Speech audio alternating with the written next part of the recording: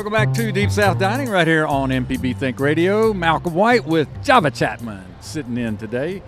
Carol's away, so Java is in. I told you it. I'm going to say it. I'm going to keep saying it. If filling in for Carol means Sipp Savor 2025, I'll do it every year. If it's an eating gig, you're in. I'm here, man. Somebody got to take one for the team. This is supposed to be my day off. And we are live at Sipp Savor in downtown Meridian, Mississippi, for at the Max. And we are here with about 3,000 folks that are eating, drinking, and having a big time. I mean, I want to call where the chefs and where Alex and everybody else is the pit, because it's thick in there. They're working down there. It's thick in there. All right, now we've got with us Alex Perry, who is the chef owner of Vestige in Ocean Springs, and we're glad you're back. Oh, happy to be here. Good to have you here, man. We've had you on the Zoom and the phone, but we've never had you. No, not in person. In person. No, this is a first. The one? Yeah, so we're happy that you're here. And we're really excited about your restaurant. It's far and away one of the best restaurants in the state. Thank you. You've received accolades and awards. You've been on a James Beard journey. I wonder if you could tell us a little bit about that, the James Beard Awards. Just kind of comes out of nowhere, really. I mean, one of the things when we decided to open in Ocean Springs, you sort of realize that as far as we can ripple in the pond, it's going to be hard capped, because it's a tiny town and a state that I love, but doesn't always get the best publicity. But we are okay with that. You know, we can come in, we can do our own thing, we can learn, and we can just push the state forward and in our own little area. And then I think that was about maybe 5 or 6 years that we've been open that we got our first nomination. And it was just, I was like, man, are there two Alex Perrys? And your first nomination was for Best Chef South? Yeah, Best Chef South. Okay. But this year you're nominated for? It was Outstanding Hospitality. And last year you were nominated for? We made finalists for Outstanding Restaurant. And how many times have you been nominated for James Beard? Total of 5. Wow. So how does it feel when they call your name? Because you're just doing your thing day to day, just going about your business, and then, hey, Alex, we see you. It is the very first time. Again, it was just that no, somebody's pulling your leg, because I was asleep, and then my phone just starts blowing up, and I'm thinking, oh God, the restaurant's on fire, like something's going on, and people just like, oh my God, like, dude, congrats. So once you kind of process that, it feels just fantastic. Yeah. Because we're a really tiny restaurant. We have a really tiny team. We basically have zero turnover. Like, our sous chef's been with us for over 10 years. Our servers have been with us like 7 years and 5 years. Yeah. And to be able to share that with them, because, it's not just me or, my wife Kumi's the co-owner. It takes everybody to get on there. So, yeah, the first time sharing that with them was just really cool. That's the same thing Vish said earlier when we were talking to him about his James Beard, awards, how it's not really an individual award, it's the team at the restaurant, Yeah, there's got to be, a mouthpiece to sort of pin it on, but nobody does this alone. Now, your operation is a prefix meal, meaning, I'm sure most people know this, but when you come in, there's a menu, and all you select are your beverages. Everything just starts coming. And then sometimes you want to do a beverage pairing, you don't even have to think about that. It comes too. Right.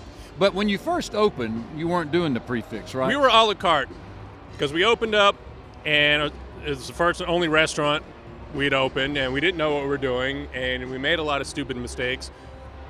But the model is more geared, it's like we need people in the door, right? We need cash flow. We're in the South. We're coming into an area that knows me personally, but they don't know us as a restaurant. Right. So how do we facilitate that? So the food was, we're going to do a la carte, small plates, big plates, definitely more Southern twinged for that familiar element. And we ran with that until we kind of hit an inflection point where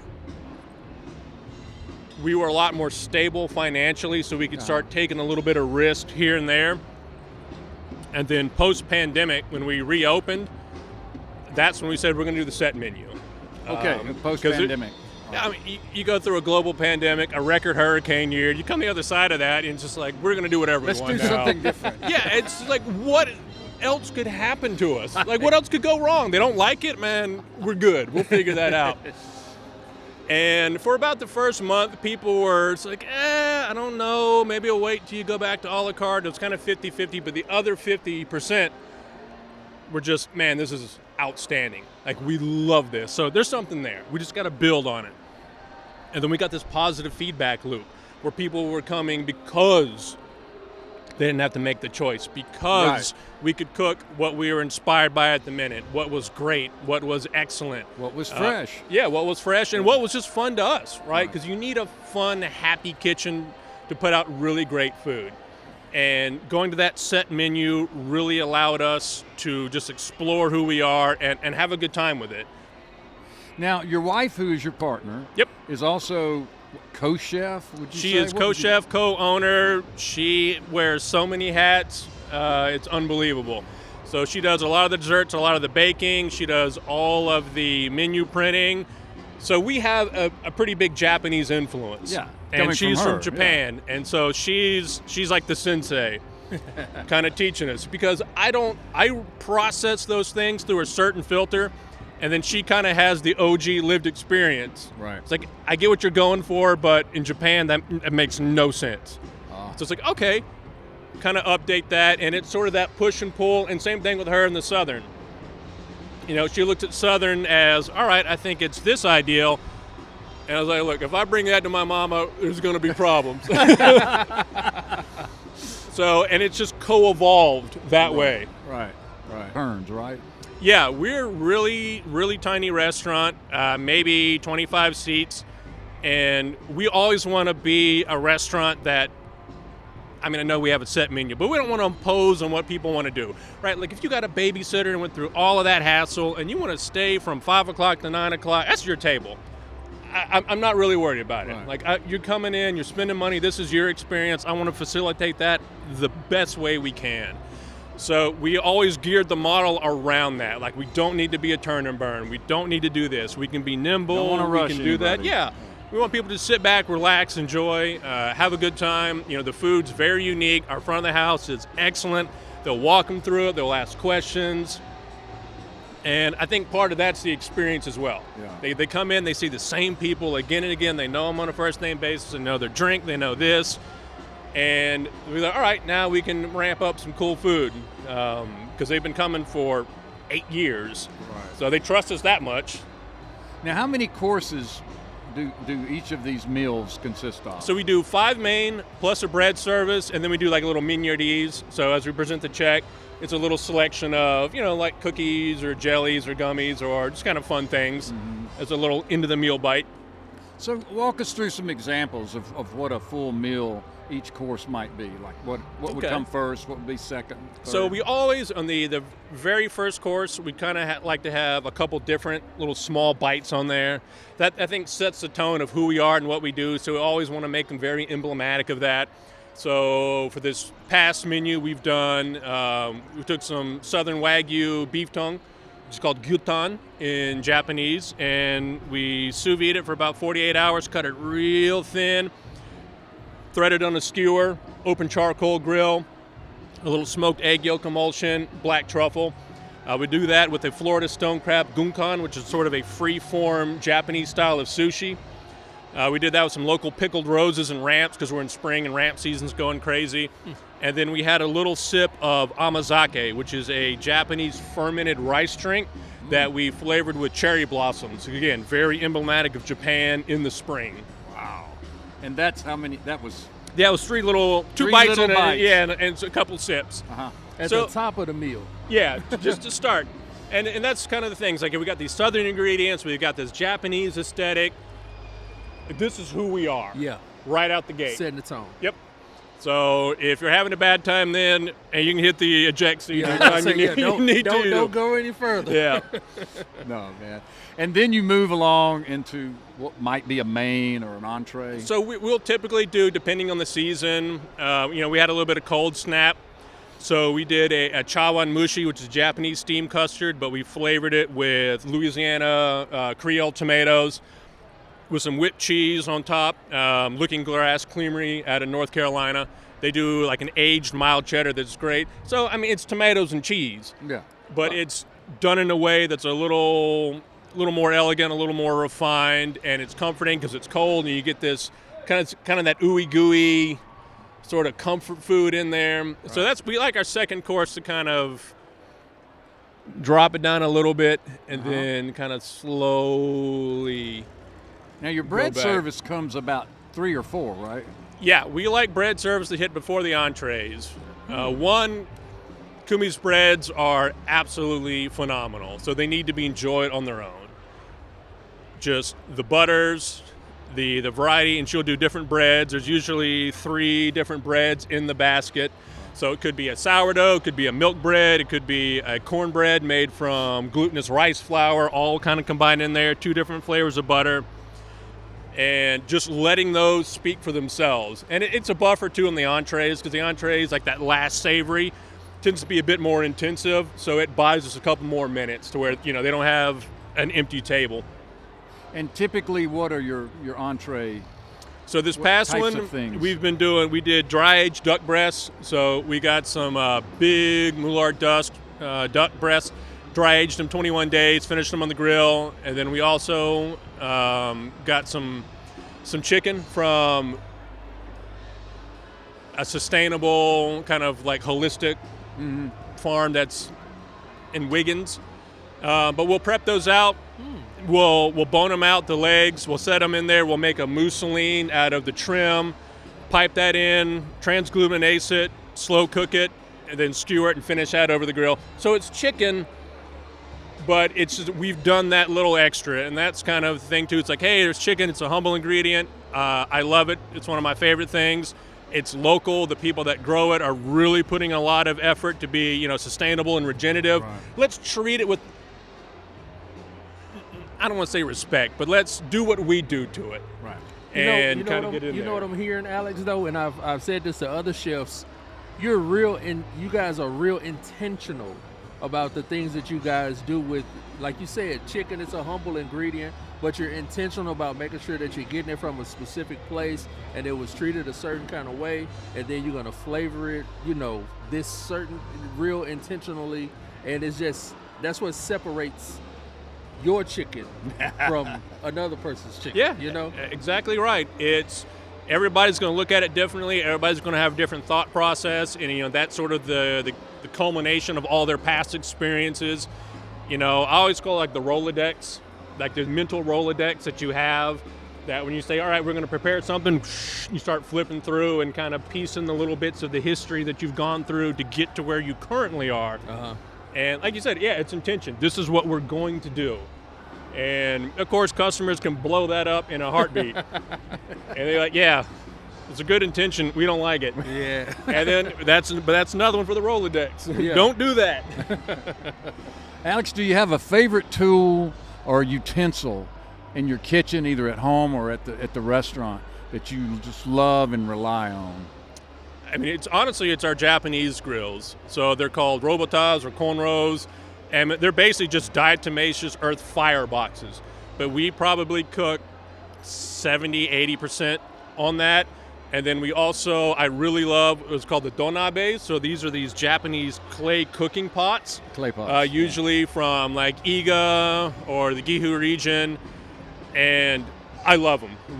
If we're going to smoke anything, we're going to use, it's called an ibushi-jin. And that's our little smoking pot.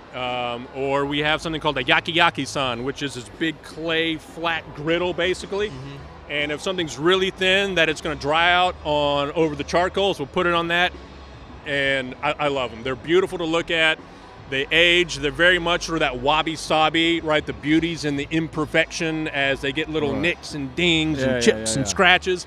They have their own lived history, and they've sort of grown and evolved with us. So they're priceless to me. That's beautiful. So what's your stance on air fryers? One night I was at a bar with some friends drinking. I knew it was going to say one night I was drunk.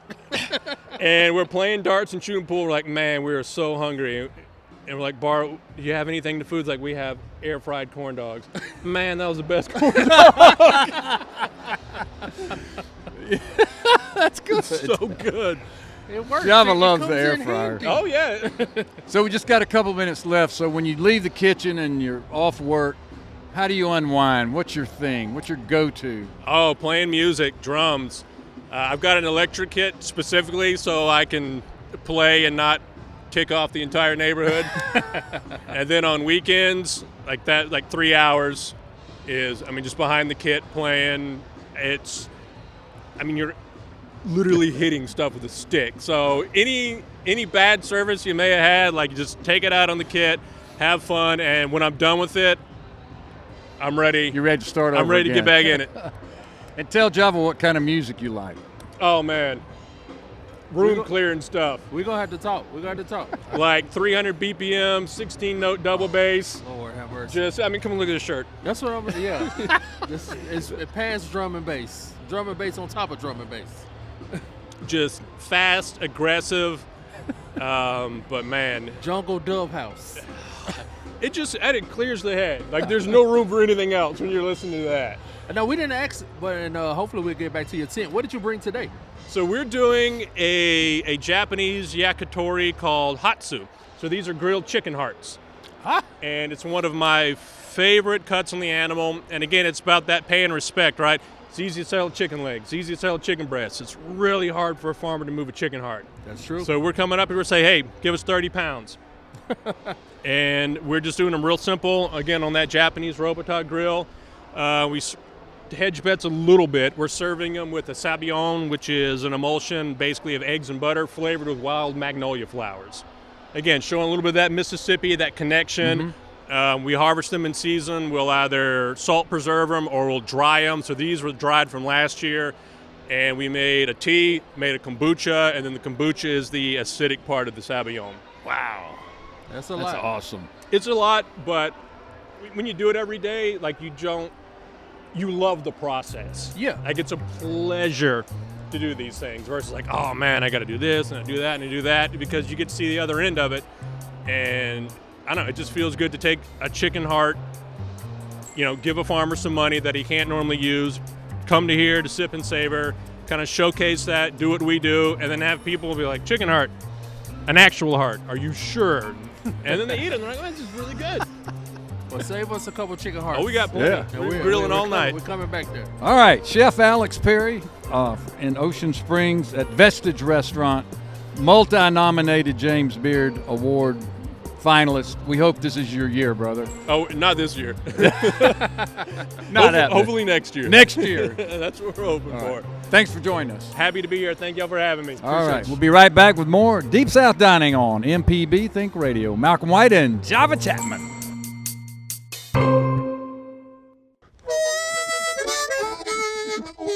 Hi, ladies and gentlemen. My name is Bobby Rush. As a blues man, I love Mississippi Public Broadcasting. If you support Mississippi music and their local programming, donate now, right now, and become a member today, not tomorrow. Thank you, thank you, thank you. Doesn't matter how big or small, but we prefer big. Thank you very much. Dr. Susan Buttress asks the hard questions on Southern Remedy, Relatively Speaking. Can you forgive anyone, anytime, for anything? Do we know how to have a healthy relationship? Have you heard this statement, who am I to judge? Have we taken a hard look at what we're doing as adults? Are you feeling happy? Find out our answers to these questions by listening to the Southern Remedy, Relatively Speaking podcasts, or listen live Tuesdays at 11 on MPB Think Radio. Welcome back to Deep South Dining right here on MPB Think Radio. Malcolm White with Java Chatman. We're here with 3,000 of our very best friends. Yeah, we've been eating, drinking, and savoring. And we've been talking to some great chefs, and we got another one up here on the stage with us. Absolutely. So Ty Thames is with us from Starkville, Mississippi, and he has Restaurant Tyler. That's right. That was your first restaurant in Starkville. Ben 612 was the first. Oh, okay. And it's like going on our 20th year. Wow. I know. It's a milestone for us. So, Restaurant Tyler, Ben 612. 612, that's right. Everybody calls it the Ben. The Ben, okay, yeah. And the guest room in Starkville, all three yours. Yes, sir. And you own and operate those? I do. And first of all, I want to say like how honored I am to be here. I listen to you guys. Oh, MTV, man. the whole 9 yards, and I love the show. Well, thank you. Thank you very much. And thank you for what you do. Now, did you grow up in Starkville, or So did I you grew come there up later in in life? I grew up in Clinton, Okay. and kind of outside Jackson. Found my culinary roots. Went to USM for hospitality management. There used to be a restaurant. You'll remember this. It was called New Orleans Cafe. Yeah. And right in front of Tico's. So that was a restaurant that Remember really, it well, yeah. That was a restaurant that like really made me fall in love with like the culture, the lifestyle, and then. Were you like a kid just working there, or had you? Yeah, I was already... 15 years old, Oh, okay, yeah. washing dishes. I went from Tony Roma's washing dishes at 15 Right. to New Orleans Cafe, and All then I went to college and all the things. But your first restaurant was the Ben. So opened Ben in 2005.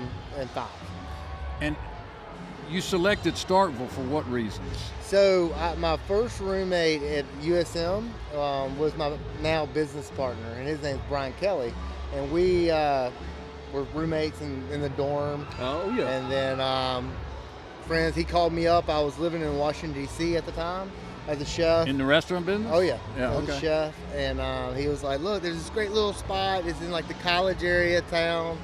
If you want to check it out. I was like, and 2 weeks later, I was moving to Mississippi. Now, what are your cuisines? What's the fare at Restaurant Tyler, at the Ben, and at the guest room? So I was classically trained at the New England Culinary Institute in Vermont.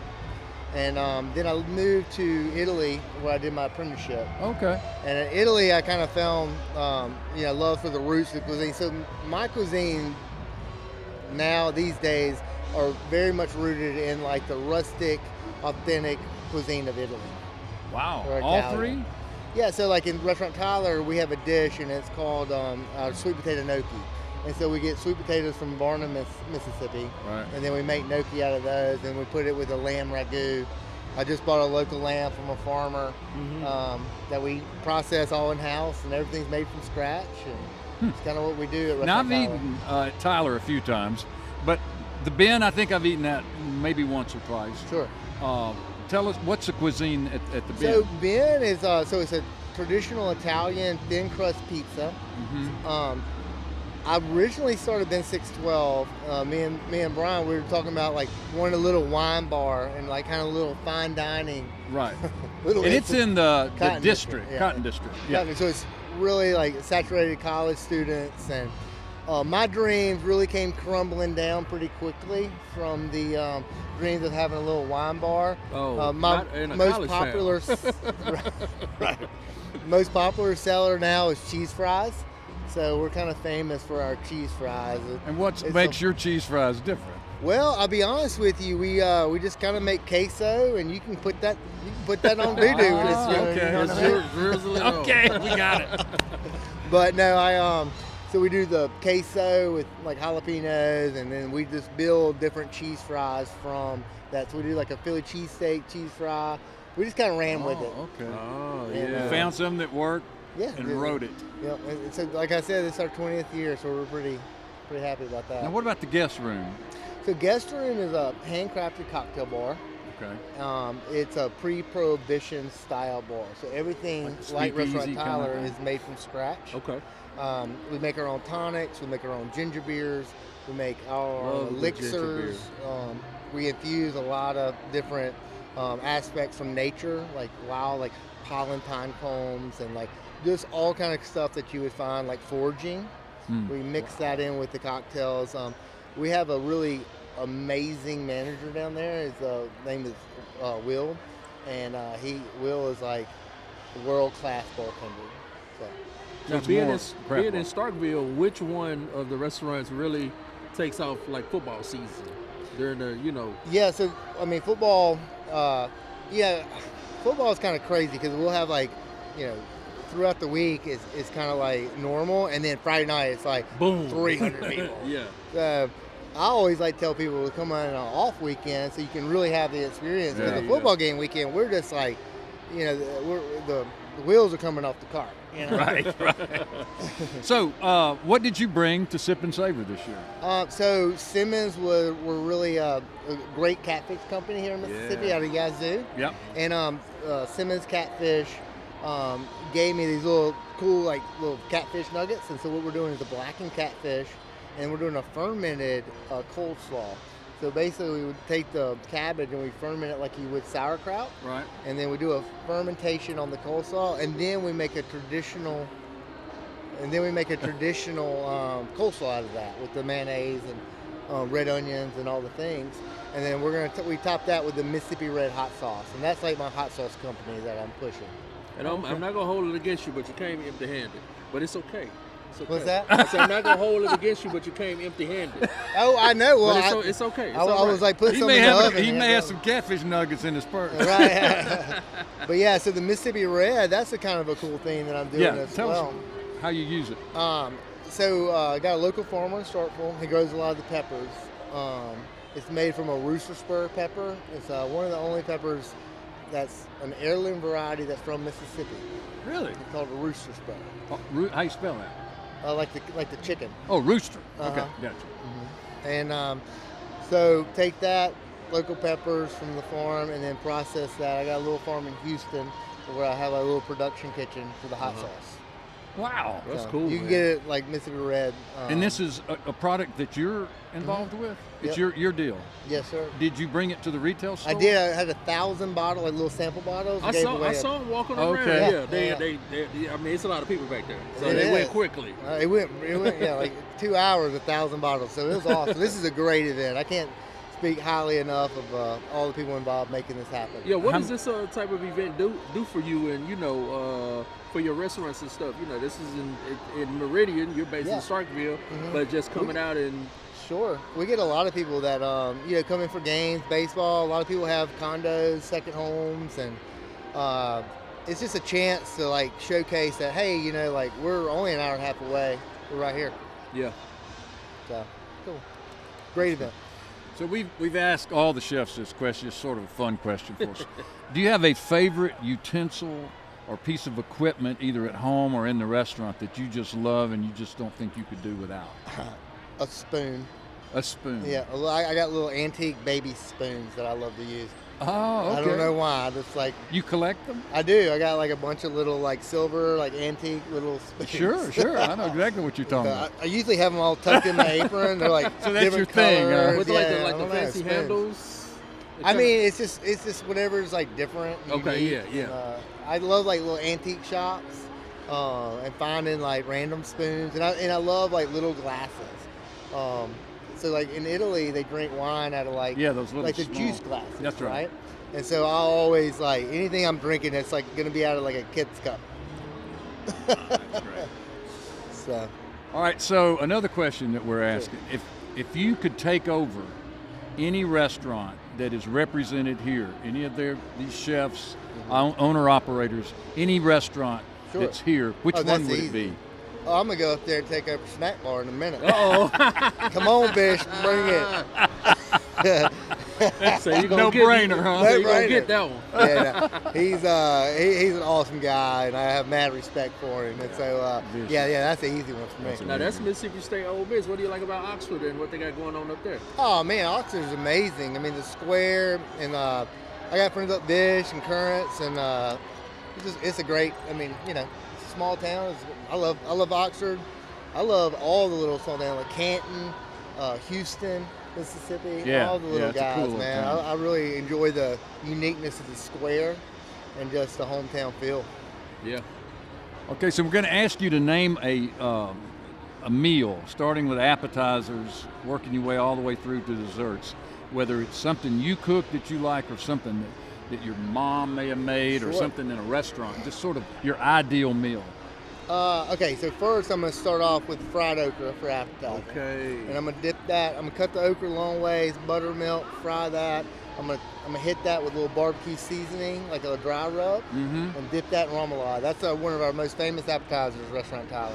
Now, which restaurant? Italian. At Restaurant Tyler. Yeah. And then I'm a big Caesar salad geek.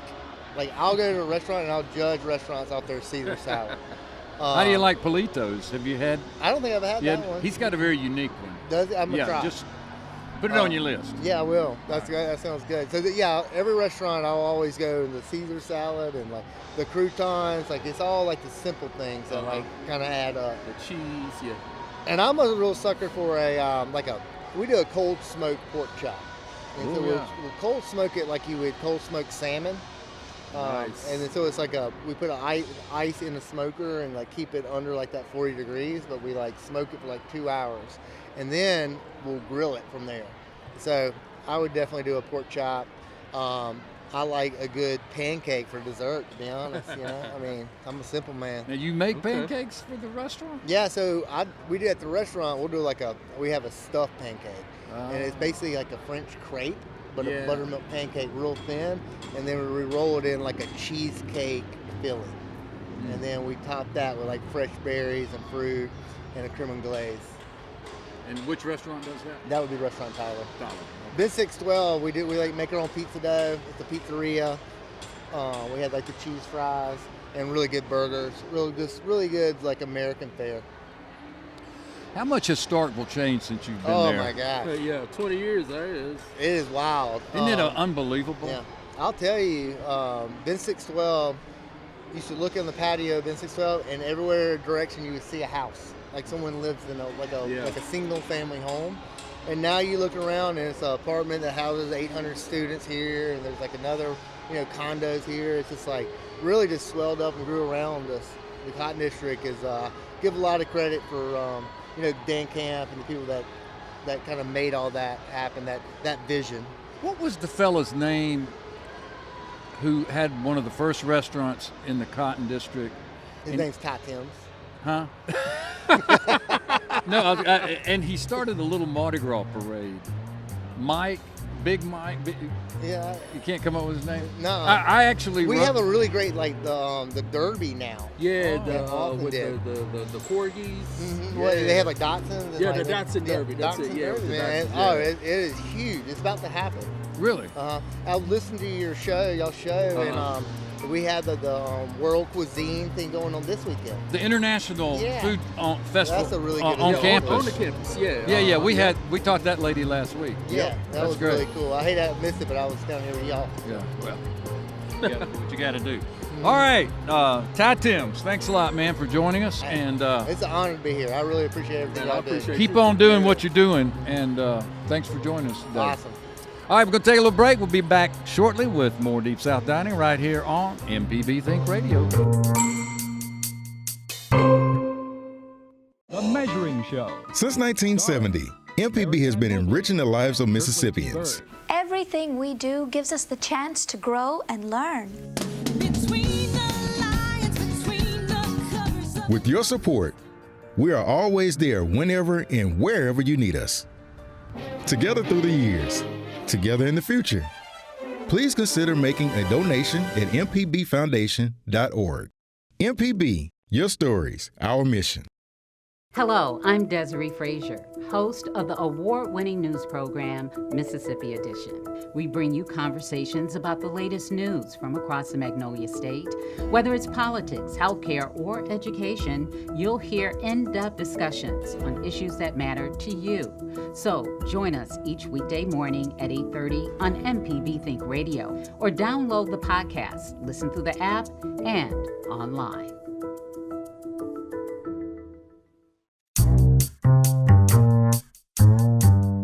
Welcome back to Deep South Dining right here on MPB Think Radio. Malcolm White with Java Chatman. I'm here, man, and they got me in all kind of positions. That's all I'm going to say. You're looking good. How do you feel?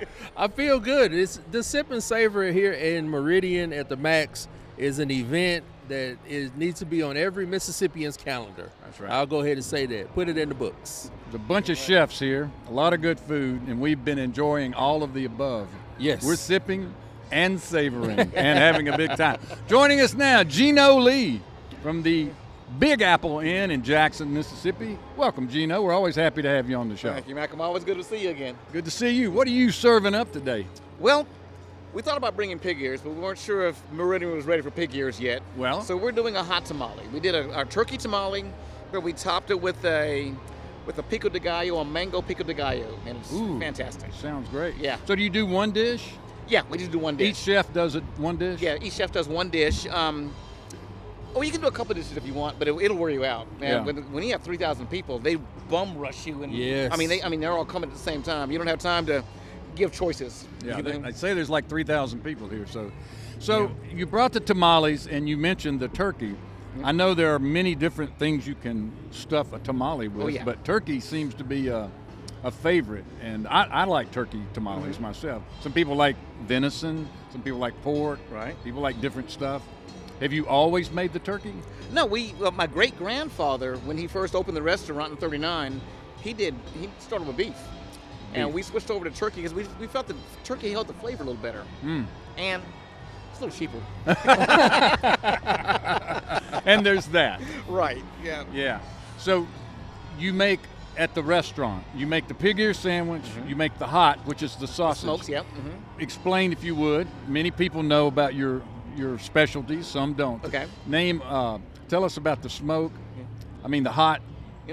Smokes. The smokes, yeah. yes. Well, and the pig ear. That's our biggest seller, the smokes. Yeah. I'm a mild smokes. Mild. That's just me. It's just me, my Geno. Don't look at me like that, man. It's just me. Well, smokes is a red roast smoked sausage, which is a sausage that's made in Mississippi. And we grind it up, put it on a slider bun with the mustard sauce, slaw, and our homemade hot sauce. And that's our #1 seller. Our second biggest seller is a pig's ear. And it's an actual pig's ear, put in the same size slider bun with the mustard sauce, slaw, and our homemade hot sauce. How about ears? You eat ears? Yeah, I eat the ears. But mild, though. Of course. Yes. Yeah, he likes it mild. Right. And then we have some other sandwiches, but people come to see us for our smokes and ears, or our tamales. We actually started the restaurant on tamales. When my great-grandfather opened the restaurant 85 years ago, that's all he sold was tamales. And he started with a cart, did you say? Yep, actually started sitting on the side of a road. Okay. With a fire in the ground, and sold his tamales on the side of the street. Yeah. Wow. Yeah. So you say you have other sandwiches. Like what other sandwiches? Hamburgers, hot dog, and bologna. Okay. Standard fare, except the bologna. Except the bologna. Bologna seems to be making a real rebound. It seems to be hot again. Right? You've been to who's that? Chaz Lindsay owns Politos in Jackson. Yes. And he has another restaurant. I forget the name of it. He has Politos and he has another restaurant. And Is it the bar he just opened up? Yeah. And he sells a bologna sandwich. Rowan's. Man, it's out of this world. Rowan's. Oh my goodness. Right. That Rowan's, yeah. Yep. Yeah, it's sort of his specialty. Right. In fact, he's here today, and that's what he has. Got the is bologna sandwich. Yeah. Well, there you go. Who knew? So how long y'all been on Fair Street? Since 1939. A minute. 85 years. 85 years. I don't look 85, do I? You don't look a day over 50. Right, yeah. See the secrets in the pig ear. Tell us about your slaw. It's simple, but it's complex at the same time. Well, it's simple and complex. I'm going to tell you how simple it is. It's shredded cabbage. And that's it. And that's it. People say that we try to copy your slaw. We try to, but we do nothing to it. All we do is shred cabbage. My great-grandfather didn't do slaw for the taste. He did slaw for the texture. When you bite into a sandwich that you wanted a texture. You ever put chips on a sandwich? Sometimes you want chips on it for a crunch. That's why he put the slaw on there. Or maybe like fried onion rings or new popular item for a sandwich. So slaw is just shredded cabbage. Just thin sliced cabbage. That's all it is, right. And the mustard sauce. Mustard sauce is mustard and water. Mustard and water? Mustard and water. Wow. And my great-grandfather said the reason why, mustard has kind of that vinegary taste, and he said that when you bite into a sandwich with just a big old slab of mustard, it was too sour. So he diluted it with water, 2 parts water, 1 part vinegar, and it was perfect. Wow. Is this your first year at Sipp Savor? It is, and it's not. How are gonna be you our finding last. it? Oh, busy. No, we were talking off mic, Geno. You've been doing a lot of food festivals. They had the Jackson Food and Wine Festival. Right. You even mentioned the Natchez Food and Wine Festival, and the Atlanta Food and Wine Festival. Right. What do you get out of going to these food and wine festivals? I just love people. Yeah. I just love meeting folks, and because we don't get paid for this. When we bring food, it's out of our pocket. But I get to meet so many people, and there you go. That's right. Well, spread the gospel of Big Apple in, spread the gospel of food. And it's really neat when people see this little logo. It's amazing. You're the guy from that pig ear place, it's so cool. So yeah, it's fun. Well, the reason why we were doing the Atlanta Food and Wine Festival though was because we wanted to bring it to Jackson. So Visit Jackson got a group of people, and they would take a group of people to the Atlanta Food and Wine Festival. And we decided to copy it, and we brought it to Jackson 2 years ago. And last year, or this past year, was our second year, and it's sells growing. out every year. It sells out every year. So it's getting bigger and bigger. One day it's going to be the size of this. Yeah, no doubt. Yeah. So we have a question for you. We've been asking all the chefs. Okay. Do you have a favorite utensil or kitchen tool? Now, this could be at home or at the restaurant that you just love and depend on and use most often. I know what he gonna say, Malcolm. Do you? Okay. He gonna say the air fryer. You know, my daughter bought me an air fryer. Tell us about it. Oh my goodness, for Christmas. I didn't have the heart to tell her. I told her we love it. No. She's not listening. I hope she's not listening Yeah, either. that would be bad. And we gave it away. Like, oh my goodness. You're breaking Java's heart. I know. You love the air fryer? What's wrong with the air fryer? Oh man. It's like a miracle tool in the kitchen. Oh man. No, I think, I have a knife that I just love, and I'm real protective of. And no matter what I have to cut, I don't care if it's something this big or something this big, I take out my big knife. My wife makes fun of me. Get Daddy's knife. Get the big one. There's a certain knife that I've had now for probably about 20 years. Oh wow. I think that's my your favorite knife. Yeah. All right. Your favorite meal? Let's go with appetizer, entree. Go through the whole thing. Not that you necessarily cook, but that you might want to eat somewhere. Just your ideal meal. Wow. And you can mix up that the is restaurants tough. or the chefs. Man, that is really tough. I kind of lean towards Asian cuisine. All right. Anything Asian. But I can't give a favorite because sometimes, that I'll get on this Thai kick, and that's all I want is Thai food. Right. And then sometimes I'm on a Korean kick, and that's all I want is Korean. But I think anything Asian. And I think everybody in my family is that way too. They love everything Asian. Are you a Mr. Chin's guy? I am. Oh, okay. Definitely. Mr. Chin has big ears too. He sure does. Yeah, That's he does. Right. I've seen him in the store. That's cool. What's our other question, Java? We're giving them all. Well, here's one, and Geno will actually be the first one we ask. Okay. If there was a restaurant that you could take over, so to speak, and it's really a restaurant that you kind of admire, but what would that restaurant be? Wow. Well, the restaurant that I would take over, not really take over, it would probably be reopened. There we go. Yeah. There's a restaurant on Ferry Street that had been there a long time. We've been there 85 years, but there's a restaurant called Peaches Cafe. Knew it well. Right. There you go. Right. And that was a landmark. In fact, before they closed, I offered to buy it from him. Oh no. But he They wouldn't do it. Well, It's still sitting there. It's still just sitting there, yeah. Well, that'd be perfect for you to take that over. I know, because I'm just down home cooking, and I think that's what I would do. I'd probably reopen Peaches Cafe. There we go. Yeah. I love it. I like that. And what have you eaten here today, Geno, that Yeah. you didn't bring Wow. that has gotten your attention? Okay, well, I ate a duck remoulade. That was incredible. It's from Four Cliff Restaurant. It's a cool little restaurant in Tupelo, Mississippi. Cooper Miller's a chef. He has a really great dish. Of course, I had one of Chaz Lindsay's bologna sandwiches. That was good. How do you rate his bologna versus your bologna? My goodness. I can't say. Can't say. But okay. at the Jackson Food and Wine Festival, my youngest daughter, who was my biggest advocate and loves the Big Apple Inn more than anything, said in front of the camera, "Daddy, this bologna's better than yours." So we sold her. So That's all right. You're out, baby. You're not. You're no longer going to inherit the business. Yeah, but no, honestly, I really do like it better than mine. It's a great bologna sandwich. Yeah, he gets it somewhere. He orders it. Yeah, it's some kind especially of made bologna. I specialized think out of deal. Georgia, Yeah. I think, man, and he puts such a crust on that bread, man. It's fantastic. Yeah, it's really good. But Anything there's else? been a few others. Let's see. Hunter has a great thing. So simple. He has a crab mixture. Hunter Gibson from Elby's. Yeah, A crab mixture tonight on top of a fried saltine cracker. Ooh, not a baked one. No, it's fried. You know the baked ones where they put they put that spicy stuff on top? Not that. Deep fried. Deep fried. Well, we have deep fried black eyed peas over here. Oh, wow. Where'd that come from? Vish brought us. Oh, Vish brought it. Well, if Vish made that. Oh, yeah. Everything Vish. Well, you notice I didn't offer you any. I just was pointing out that it's over here. We have that. We have a lot of great chefs in this state. I think Vish is one of my favorites. Yeah, man, he's great. Yeah, really his is. snack bar has become legendary. That's in right. Oxford. That whole group, even in fact, part of the whole group is we have John here tonight from City Grocery. Oh, is John here? Yeah, John's John here Kearns? from City Grocery. And I haven't seen him yet. Yeah.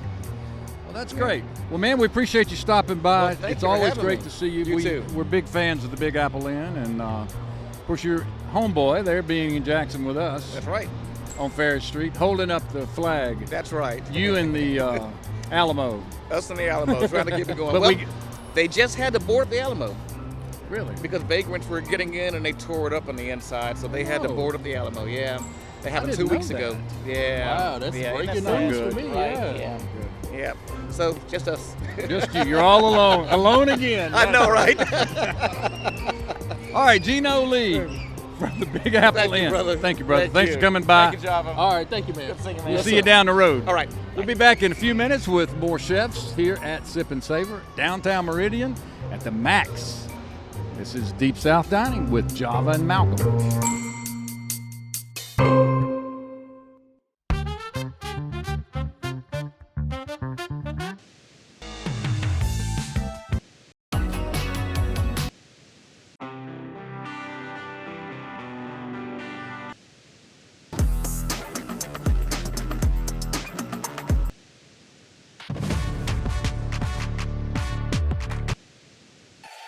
Together through the years, together in the future. MPB, your stories, our mission. On the original Southern Remedy, your health is our main concern. I'm Dr. Jimmy Stewart, Professor of Internal Medicine and Pediatrics at the University of Mississippi Medical Center, ready to answer your medical questions. I sleep with a CPAP, and I just been using regular tap water. Is that not a good thing? I'm 78 years old, and I have hot flashes that are horrible. The original Southern Remedy has the answers to your questions every Wednesday morning at 11 on MPB Think Radio.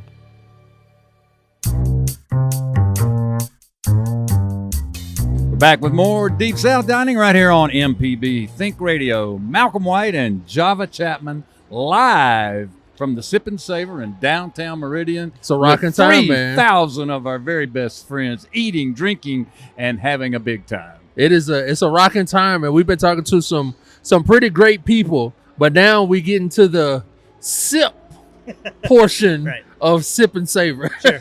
Yeah. That's right. We've got Jeremy Noffke with us from Southern Prohibition. Yes. And Big Trouble. That's right. I'm an insane person. I brought 2 restaurants up here today. So. From Hattiesburg, Mississippi. Yes, sir. And you're located on Hardy Street. Big Trouble is, yes. SoPro is downtown Hattiesburg. Yeah. Mobile Street. Mobile Street, okay. Well, tell us what you brought today to Sipp Savor. What are you featuring? All right, from the brewery, I'm doing our fried Brussels sprouts. They're tossed in an umami sauce that we make. It's sauce made out of it's an umami bomb. It's soy sauce, hoisin, oyster sauce, fish sauce. Some of the chili crisp that we make at Big Trouble is in there for some heat. Some local honey for the sweetness, and a little everything bagel seasoning. That's what I brought from SoPro, one of our biggest selling dishes. And for Big Trouble, I did pork and shrimp dumplings with hot and sour sauce that we also make. Yum, yum, yum, yum. we hand rolled 1,000 dumplings for you guys. Oh, boy. Yeah. Are they gone? Yeah, they're gone. They're all gone. Everything's gone. Yeah. Missing out. So it says here in my notes to talk about Big Supper Club. What is Big Supper Club? Big Supper Club. We started it probably 6 or 8. We've been open. Big Trouble's relatively new. We opened in December of 2020. Let me get my years right. December 2023. So, year and a quarter we've been open. About 6 months in, we decided to try something a little different. The last Thursday of every month, we do a supper club. It's themed. We're a I hate using the word fusion, but we're kind of an American Chinese Asian fusion restaurant, for lack of a better word. But we wanted to offer people something different, so we've done. They're all themed. We've done South Italy, North Italy. I've done the South. Got local stuff. What else have we done? We did funeral food. We just some fun stuff. Funeral food, yeah, fried chicken. Oh yeah, but some of my somebody always favorite. brings a bucket of fried chicken. But just something a little, a little different for. Now talk about brewing. How did you get into that? Now that I have zero to do with the beer. Okay. All right. They've been brewing for, I think this is their 12th year. We're about to hit their 12-year anniversary, I believe. And they brought me on 3 years ago. They were wanting to get a liquor license and put a kitchen in. They were just doing food trucks before. Yeah. Right. So that's what brought me on board. I designed their kitchen and their menu. Okay. And stuff. So okay. I stopped drinking a little over 10 years ago. So what is your culinary background? How did you get in the biz? Where did you learn? Well, where did you work? I worked just doing some fast food in high school because I needed a job. And then went to school, didn't know what I wanted to be when I grew up. Changed majors 4 different times, the whole time working in restaurants. There you go. That's it. So I stopped school for a little bit. I moved down to Tampa, Florida for a year or two just to get away, try to, while I was still young, get out, get some partying out of my system. And worked at a couple of decent restaurants down there, and that kind of got me into it. And I moved back to Hattiesburg in 1997 and started working for Robert St. John at Crescent City I knew you Grill. worked with Robert for a long time. I was there for just short of 20 years. He sent me off to culinary school at a certain point. And where did you go to culinary school? The Culinary Institute of America in New York. Okay. Sent me up for some continuing education. I didn't go through the whole degree program. I have a business degree from Southern and taken a lot of courses at the CIA, certified as a professional chef through them. Gotcha.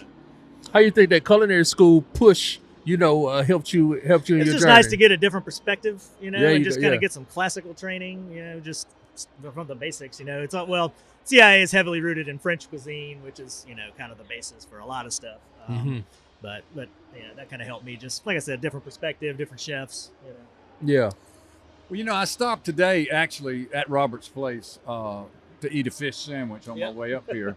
And I was thinking, I went to school at Southern 74, 75 and graduated in 78. I was just thinking about how different Hattiesburg is from those days. Now, how about since you've arrived? Oh, yeah, everything's moved west in that town. But like, I moved here. I'm originally from Illinois, but we moved here when I was, 85, 86. So I was 5th grade or so when we moved here. And, nothing was past, Highway 59. Right. You had the Walmart right there, and that was about it. But, yeah, it's expanded and just blown up. And the restaurant scene has just exploded.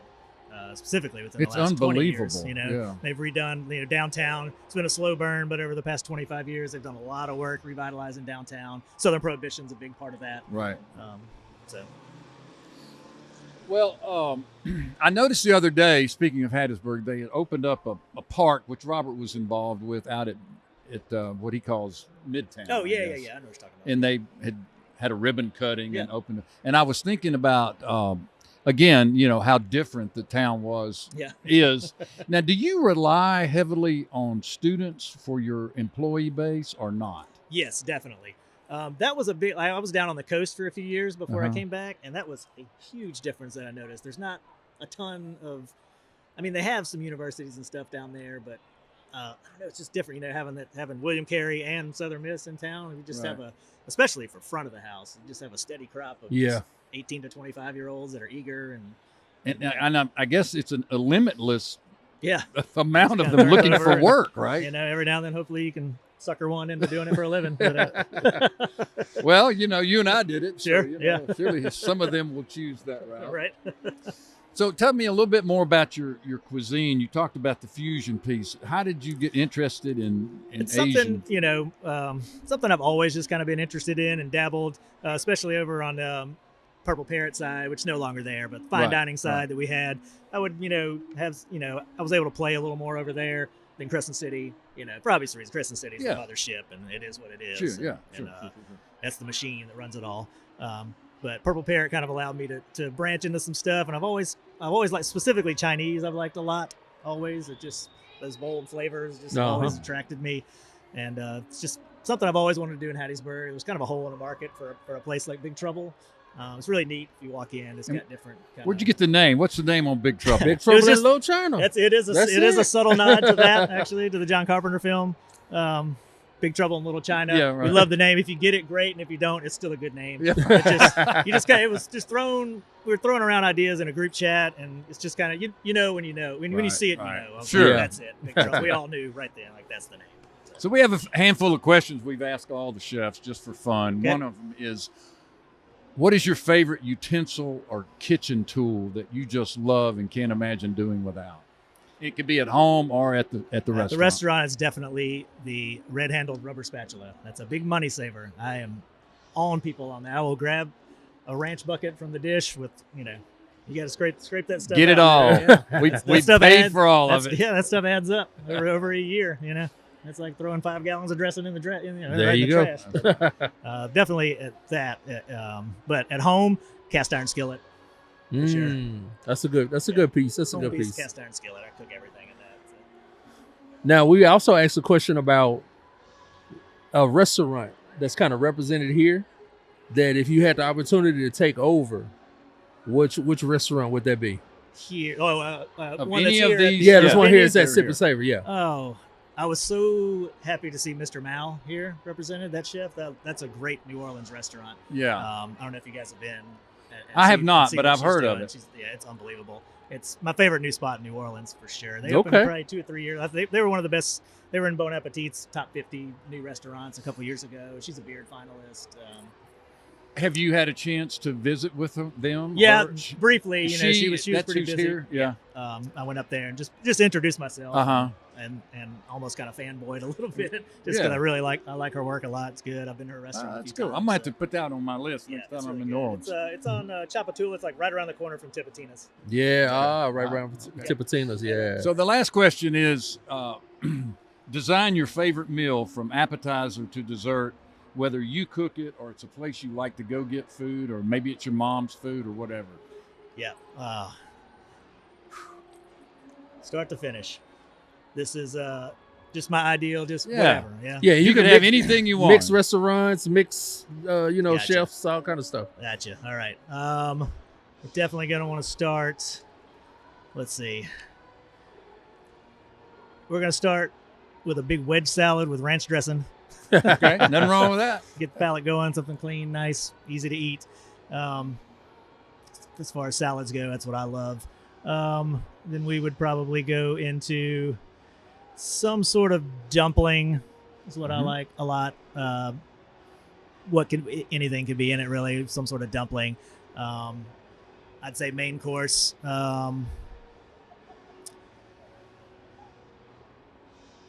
It's going to be just a big ribeye with salt and pepper. All right. Nice ribeye. It's hard to beat that. How you like it cooked? Medium rare. Oh, yeah. Yeah. Medium rare. Dessert. Not a huge dessert guy. Probably just some really, really nice ice cream. Just really. I knew you were going to nice go to ice cream route. vanilla bean ice cream. Yeah. I love good. ice cream. It's so good. What's not to love? I'm about not I it? had an huge ice cream dessert cone guy. It's not really today. my thing, but- First time in a long time. Soft Today. serve specifically, I love a lot too. Yeah. All right, that's going to wrap Nothing us too up. fancy. I just want some good food. Jeremy, Yeah. thanks for joining us, man. We appreciate it. You bet. That's going to Hey, do thank it you, for man. Deep South Dining live from Sipp and Savor. Here we are, 2025. 3,000 of our closest friends and 40 chefs. What could be better, Java? Seeing you in 2026. All right, we'll be back. Wrap it up for Deep South Dining live from Sipp and Savor right here on MPB Think Radio.